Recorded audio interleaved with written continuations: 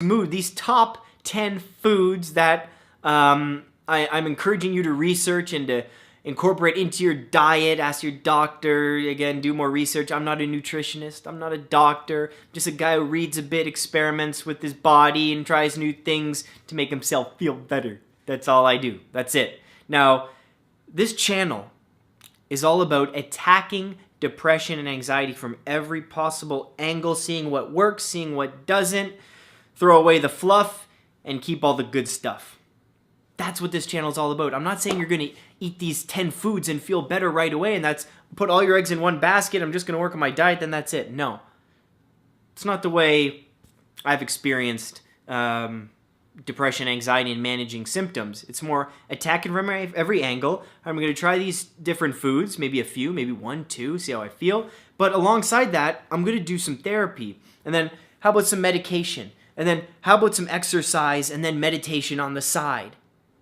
Attack it from all angles. This isn't the be-all, end-all, okay? These foods are just to spark some ideas for you to do some more research and think about your diet. That's it, all right? Top 10 foods I'm encouraging you to try. 3, 2, 1, go. Number 1, whole grains. Now, there's already going to be debate in the comments. Scott, whole grains, isn't that gluten? Gluten's bad for you, isn't it? If you're celiac, yes. Like allergic to gluten, yes. And there's all these published books about how gluten and wheat, you know that book, The Wheat Belly, about how wheat destroys your brain and eats away at your neurons and makes you gain weight. Well, yeah, I could see gain weight because it's full of carbs, and if you don't exercise, yeah, it just turns into fat. But just hold on, okay? Just hold on. Anything from porridge to brown rice to rye bread. The thing about whole grains is that they have vitamin B6, B12. Now, B12s have been studied and proven at some degree to help with depression. Okay, so that's one thing. And vitamin B9. The great thing about whole grains, guys, is they have a low glycemic index. Meaning, if you're going to have bread in the morning, it's not going to spike your blood sugar levels like, say, a can of Coke does or a glass of orange juice. Okay, the lower glycemic index means you're going to feel fuller for longer, and think of just energy trickling through your blood throughout the day. So you stay full and you have that energy to maintain brain function. What happens when you drink a glass of orange juice, which a glass of orange juice can be like 7 oranges squeezed in there. That's a shitload of sugar. It doesn't matter if it comes from an orange. And it's going to rocket that blood sugar level. You're going to feel, oh my God, jolt, and then you're going to crash. Great thing about whole grains, low glycemic index, meaning you get sustained energy throughout the day. It just trickles in your bloodstream. It's a beautiful thing. Number 2, quinoa, spelled Keenwah. No, that's not how it's spelled at all, but it should, right? Come on, English. Now, the great thing about quinoa and soy is it's the only vegetarian protein that has all 9 essential amino acids. It's also very high in copper, manganese, magnesium, and magnesium is actually proven to help migraine sufferers. I know it's funny because my dad has suffered from migraines since he was 20 years old. And just over the Christmas break, he had a terrible migraine where I'm downstairs, I can hear him crying, and he's upstairs 2 floors up, and he's pounding on the ground, and it lasted like 13, 14 hours. Throwing up, the whole deal, just completely debilitating. Now, magnesium doesn't help that. He's tried everything. He's tried everything. If you have a migraine cure for my dad, and he's tried everything, all types of different therapy, and he uses a, what's it called? The breathing machine for sleep apnea, because he has sleep apnea too. You have any cures? Let me know. Number 3, almonds. Almonds. You know what sucks about almonds? They're so expensive. Just like any nut. We're going to talk about walnuts in a second, and even cashews. Oh my God. I realize you can't afford these things, but let's talk about it anyways. So almonds have this magical brain ingredient called phenylalanine. I had to actually Google the pronunciation there. And it's an amino acid, and it helps the production of dopamine. And dopamine is that feel-good neurotransmitter where, you're rewarded with something and it's like, that feels good. That's why every time you get a text or a like on your Facebook page, dopamine surge. You feel like, and then you get that tent in your pants and you're like, no, just kidding. Almonds are also very high in vitamin E and also have been proven to reduce your cholesterol, or the LDL bad cholesterol. Number 4 is pecans. Pecans, I know they're all expensive. I'm sorry. Excellent source of vitamin E, actually has 19 vitamins and minerals. Also a great source of choline, the chemical precursor to acetylcholine, the neurotransmitter, proven to slow down neurodegeneration. Pretty cool. The more neurons, the better, right? As long as you're creating those nice pathways of positivity and not overthinking bad things, and then you get bad pathways. I don't know what I'm talking about.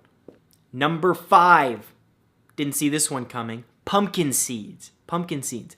I don't like pumpkin seeds. At Halloween, people take them out of the pumpkin and they roast them in the oven. I don't think that's great, so they put like salt or seasoning on them. But the benefits are there. Very high in zinc, pumpkin seeds. And zinc is said to be used in the hippocampus, which is there for long-term and short-term memory. The more zinc in there, the better, right? Eat your pumpkin seeds. They also have a very high amount of omega-3 and omega-6, those fatty acids. You need those for the brain. The brain's all fat. You need fat in there. Sunflower seeds. If you haven't eaten sunflower seeds before, don't just go for the ones that are taken out of their shells already and put a bunch in your mouth. No, you have to work for them, okay? You get a bag of Spitz. I actually have Spitz. I have Spitz. Hold on. I have Spitz. Check this out. So these are cracked pepper. Some go with the salt, some go with the plain. And you load a bunch in your cheek. Anyways, suck on them. And you really gotta work for a seed. There's one. You bring it to the side, and you chew that one, and then you work on the cheek. It's an amazing thing. Avocados. They are delicious. I love putting them in salad. People do the toast and then cream cheese and avocado. That's disgusting. Or am I getting that mixed up? Anyways, I just have them in like salads. You can eat them on their own. You can put them in a smoothie. Delicious. Yes, expensive. Yes, they are expensive. Everything that's good for you is expensive, and the price of food, at least in Canada, is increasing. Fresh food is increasing, fresh produce. Government, you gotta do something. You got to. Farmers, excellent job. Keep doing what you're doing. But you want to eat healthy, and it's very hard to do so. Anyway, so avocados, very high in unsaturated fat, which increases blood flow, decreases blood pressure, great for hair health, skin health. And I actually wrote this down because I don't know how to exactly pronounce this. But the Aztecs named the avocado tree Ahuacatl, Ahuacatl, Ahuacatl, or in English, testicle tree. And they named it that because avocados increase your libido. So the Aztecs were horny all the time. If your libido's a little down, you have a quarter of an avocado. Let's see what happens. Number 8, eggs. I bet you didn't see this one coming. Now for those vegans, I'm sorry. I am sorry. And eggs are not essential. Just like all meat and animal products aren't essential. There are many healthy vegans out there. Eggs, you don't gotta do. Okay? Fish, you don't have to do. You just have to supplement and get your omega-3s and protein and vitamins elsewhere. Okay? But eggs, also high in choline, which we talked about, tryptophan, which we also talked about, has every B vitamin, and high in protein. And protein is essential for muscular growth and brain development, and we all know that. And number 9, green tea. Cannot stress this enough. If you don't like the taste of green tea, you can learn to love it. You can. You can force yourself to eat foods and then finally like it. That's what I did with olives. I hated olives. I ate one a day for like 3 weeks. Now I love olives. It's interesting, right? You can do that. Try it with green tea. Try it. What I do with green tea is I steep it for so long that it gets bitter. And I love that bitter taste. And after I have a cup, I actually am more thirsty after drinking it than before.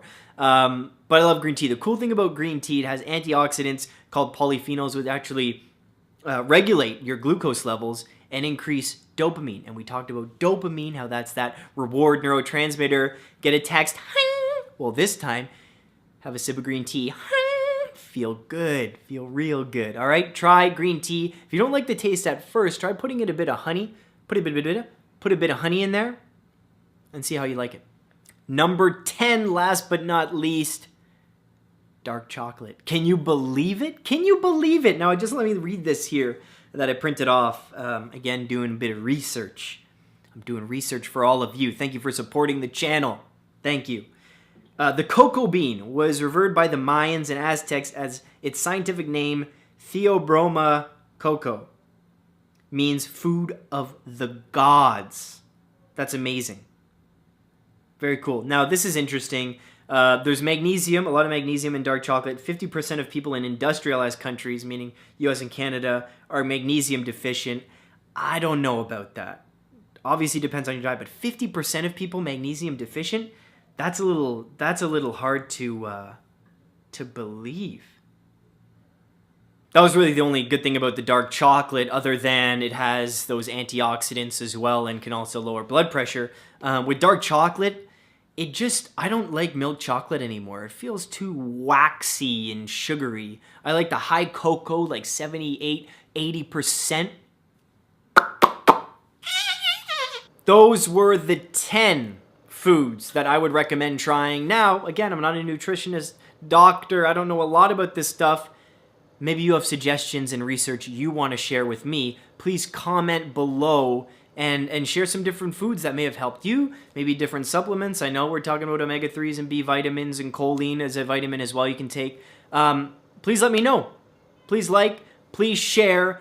Again, the point of this channel, it's sharing, man. Sharing is caring. It's all about spreading the word of mental health, helping each other through tough times, helping us feel better, be more content with our lives. A lot of that's psychology with the food. Some of it's diet and biology.